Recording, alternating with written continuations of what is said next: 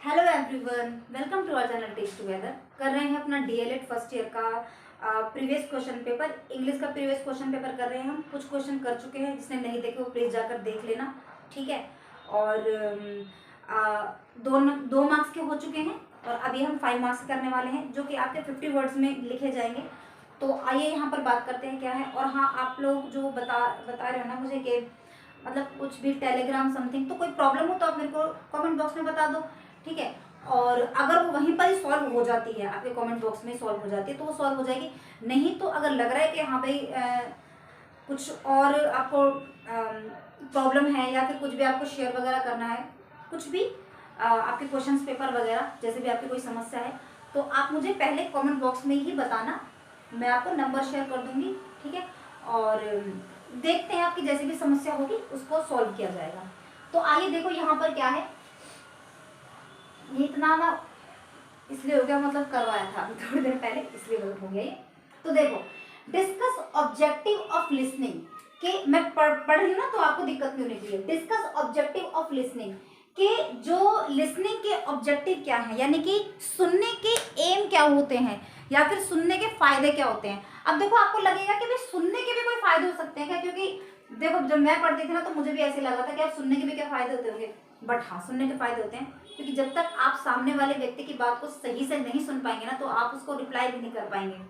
और वो जो सामने वाला बोल रहा होगा ना और आप नहीं सुन रहे होंगे, तो वो भी सोचेगा यार कि मैं बेल रहा हूँ, जो मैं यहाँ मतलब बोले जा रहा हूँ, ठीक है। तो सुनना एक कला है रेदर देन बोलने से। आज के टाइम पे लोगों को बोलना ज्यादा अच्छा लगता है, लेकिन सुनना बहुत कम लोगों को अच्छा लगता है। और जो सुनता है ना, समझ लो इसके अंदर बहुत ज्यादा पेशेंस होता है। एक पेशेंसफुल इंसान ही सुन सकता है दूसरे की बात को, ठीक। और उसके पास नॉलेज भी बहुत हो जाती है फिर। तो सुना करो, डांट वगैरह भी सुन लिया करो। और देखो, तो क्या है, डिस्कस ऑब्जेक्टिव ऑफ लिसनिंग के सुनने के क्या क्या एम है, क्या क्या फायदे हैं। 5 मार्क्स का है और ये 50 वर्ड में आपको आंसर देना। तो पहले क्योंकि हमको 50 वर्ड में देना, तो हमको 50 वर्ड में तो पूरे कंप्लाई करने हैं ना, पूरे कंप्लीट करने हैं ना। तो इसलिए हमने पहले क्या किया है, लिसनिंग को थोड़ा सा हमने क्या किया, उसको हमने एलाबोरेट किया है, यानी कि उसको हमने थोड़ा सा डिफाइन किया। तो देखो, listening skill is the counter part of speech के जो लिसनिंग स्किल होते हैं ना, वो कहीं ना कहीं एक काउंटर पार्ट है किसका, बोलने का। क्योंकि कोई बोल रहा है तभी कोई सुन रहा है। अगर ये दोनों आपस में कनेक्टेड है ना, तभी कुछ ये तभी बोलेगा जब कोई सुनेगा, ये तभी सुनेगा जब कोई बोलेगा। तो ये क्या है, ये आपस में काउंटर पार्ट बना हुआ है इनका, ठीक है। तो there is no meaning of speech के कोई मतलब नहीं बनेगा किसी की स्पीच देने का विदाउट लिसनिंग। अगर कोई नहीं सुन रहा होगा ना, तो उसकी स्पीच देने का कोई मतलब नहीं बनता, ठीक। There are some objective of listening, और यहाँ पर हम कुछ ऑब्जेक्टिव बताते हैं लिसनिंग के। तो क्या क्या है, to make effective speaking skill कि इससे आपकी जो स्पीकिंग स्किल होती है ना, वो इफेक्टिव होती है। अब देखो, बात हुई यहाँ पर लिसनिंग की, और यहाँ पर हम किस में चले गए, हम स्पीकिंग में। भाई देखो, ये वही बात है जो स्टार्टिंग में हमने की। होता क्या है ना, देखो अगर आपने सामने वाले इंसान की बात को अच्छे से समझ लिया है, सुन लिया है, तो आप जो उसको रिप्लाई करोगे ना, वो बड़ा इफेक्टिव होगा। और आपने उसकी बात ही नहीं सुनेगी तो आपको क्या, उसको क्या रिप्लाई करोगे, नहीं रिप्लाई कर पाओगे ना ढंग से। तो इससे आपकी जो स्पीकिंग स्किल होगी ना, वो भी इफेक्टिव होगी। और क्या है, to provide verbal interaction between person. भाई जब दो पर्सन आपस में बात कर रहे हैं, यानी कि एक बोल रहा है एक सुन रहे हैं, और आप अपने हाव भाव से, सपोज भी मैं बोल रही हूँ आप सुन रहे हो, ठीक है।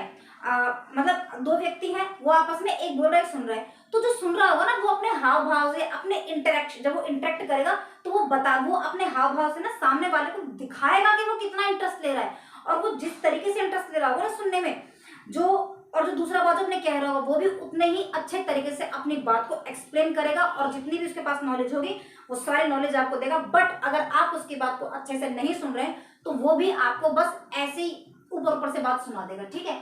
तो ये बहुत जरूरी है, क्या है, टू प्रोवाइड वर्बल इंटरेक्शन, कि वो दो लोगों के बीच में एक वर्बल इंटरेक्शन पैदा करता है, बनाता है, ठीक है।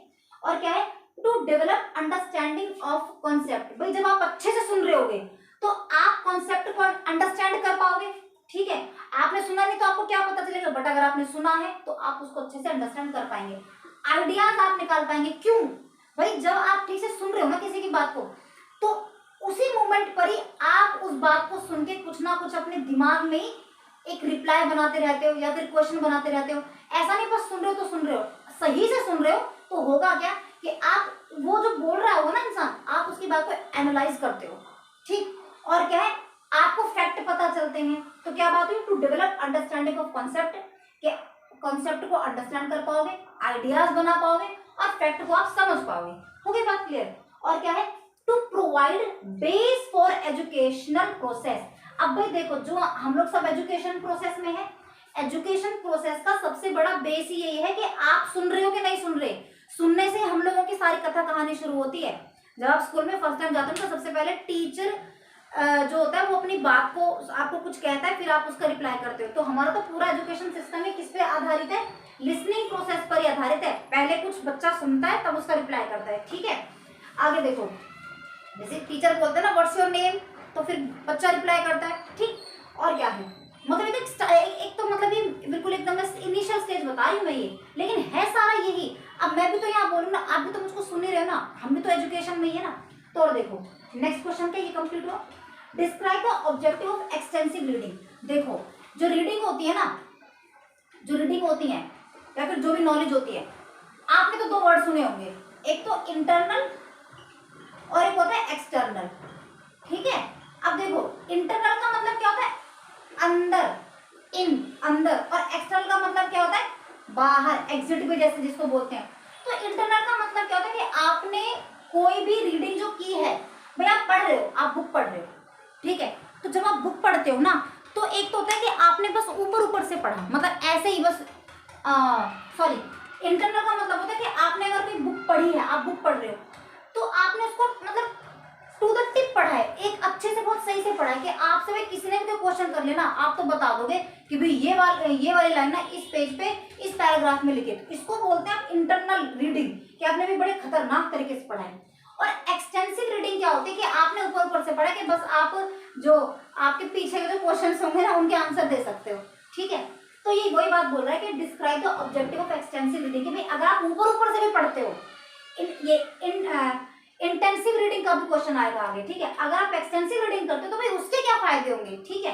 अब आपको लग रहा होगा उसके क्या फायदे हो सकते हैं, बट उसके ही फायदे हैं, क्योंकि हम में से बहुत कम लोग हैं जो इंटेंसिव रीडिंग करते हैं। हम सारे एक्सटेंसिव रीडिंग ही करते हैं ज्यादातर।